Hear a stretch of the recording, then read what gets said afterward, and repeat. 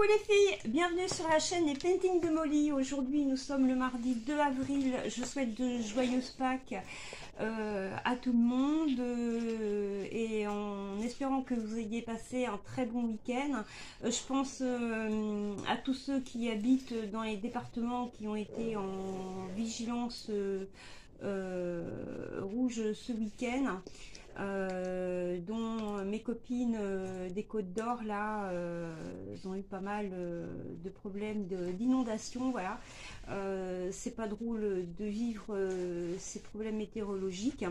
Nous on a eu très beau temps samedi, mais alors dimanche et lundi on s'est réveillé avec le soleil le matin, mais l'après-midi petite pluie fine ou bonnes averses. On avait le choix entre les deux, donc fallait sortir couvert pour aller se balader. Voilà, j'espère quand même que vous avez passé un agréable week-end en famille. Donc aujourd'hui je vais vous faire une petite vidéo pour vous montrer mes points de croix, ceux que j'ai commencé.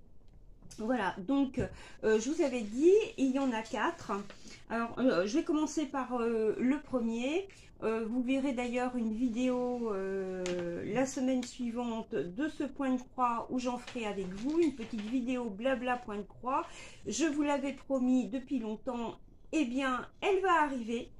Donc vous voyez, c'est celui-là, vous savez, ce petit mug du mois de mars irlandais. J'en ai un pour chaque mois de l'année. Je l'ai commencé il y a un mois.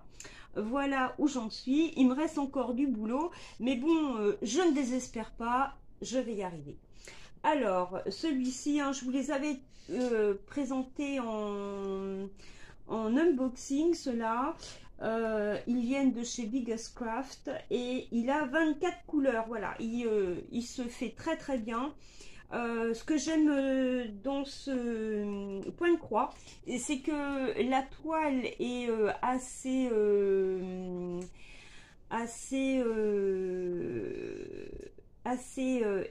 rigide, sans trop l'être, donc ça se travaille super bien.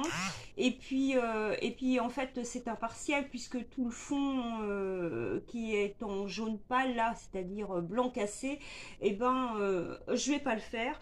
Donc mais il reste quand même encore tout le mug à faire, les LED en haut, mais il est vachement sympa à faire, j'adore. Il y a le petit contour là également, tout le cadre qui est super sympa à faire. Franchement j'adore, ça fait cadre. J'ai eu un vrai coup de cœur pour ces points de croix là. Donc voilà, celui-là je l'ai commencé il y a un mois. Ensuite, je vous présente le premier point de croix sur lequel j'avais craqué. C'était un partenariat avec One Day Saving, il me semble.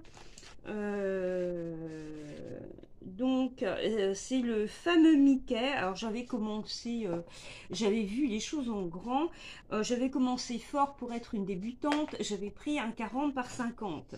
Et puis en plus, il est très confetti, donc je l'ai commencé en avril 2023, donc c'est-à-dire il y a un an.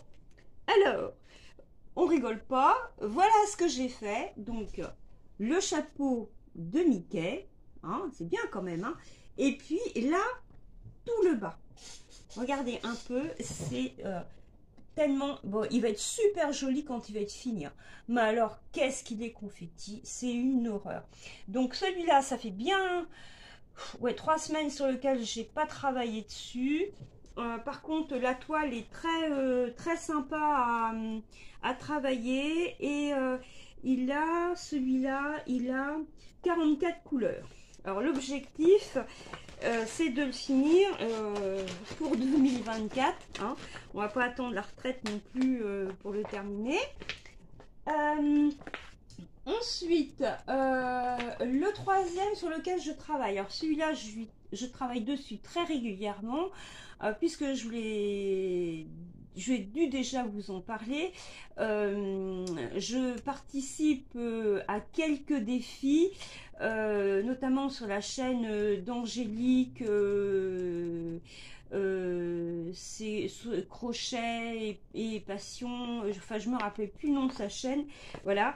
C'est Angélique, elle a 6000 et quelques abonnés, et donc elle propose un défi à l'année qui est d'épée et point de croix, où le minimum doit faire 40 par 40. Hein. Vous pouvez soit participer pour le DP ou le point de croix, ou les deux. Vous pouvez en faire autant que vous voulez. C'est du 1er janvier 2024 jusqu'au 31 décembre. Voilà. Donc, pour ce défi, j'ai vu grand aussi. J'ai pris un 40 par 70. En fait, hein, c'était pas le format moi qui m'intéressait, c'est parce que j'adore Peter Pan. C'est mon personnage préféré dans Disney avec Mary Poppins. J'affectionne beaucoup ces personnages, et de voir Peter Pan franchement en point de croix, et ben la taille je m'en foutais. Donc c'est du 11 CT. Tous les points de croix que je fais, c'est du 11 CT. Au-delà, c'est pas possible. Mes yeux, ça veut pas. Voilà. Donc, voilà la bête. Voilà, voilà. Donc, il n'est pas confetti. Voilà hein, sur quoi j'ai travaillé. Donc, celui-là, je l'ai commencé le 1er janvier 2024. Ouais, j'ai bien travaillé quand même. Hein. Félicitez-moi les filles. Hein, faut m'encourager. Voilà. Donc, s'il n'est pas fini pour le défi, c'est pas grave. Mais je suis motivée à travailler dessus. Il se travaille bien. Donc ouais, j'aime bien le faire, et puis ben je vois que ça avance du coup, alors ça me motive. Donc voici celui-là. Alors ouais, je vous ai même pas dit combien de couleurs il avait, je vous l'avais présenté en unboxing de toute manière, mais il y a un petit moment déjà. Donc celui-ci il a 40, non, il a 50 couleurs. Mickey en a 44 je crois. Voilà. Et enfin, le petit dernier. Alors celui-là, ça fait un moment que je n'y ai pas touché. C'est un point de croix de Blanche-Neige. Alors je sais plus d'où il vient. Je me rappelle plus du tout où est-ce que je l'ai commandé.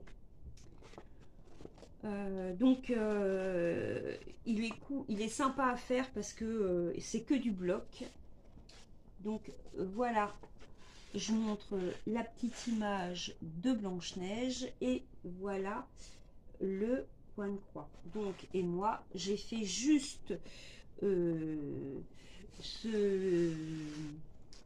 petit carré ici, voilà. Là, ici, c'est tout ce que j'ai fait. Je l'ai beaucoup laissé tomber, celui-là. J'ai privilégié les deux autres là sur lesquels je travaille, c'est-à-dire le mug et Peter Pan, puisque c'est pour des défis. Le mug, c'est pour le défi, c'est pour un défi saisonnier, c'est-à-dire le défi du printemps. Voilà. Et puis celui-là j'ai un peu laissé tomber, c'est dommage parce que j'aime beaucoup, il est vraiment très très joli, et puis il est sympa à faire parce que bah, c'est des blocs quoi, hein, voilà. Et puis bah, il a des jolies couleurs quoi, hein, juste pour vous montrer rapidement les couleurs, hein. Vous voyez entre autres les couleurs là, les fils, je vous les montre juste pour que ouais, c'est un peu mélangé.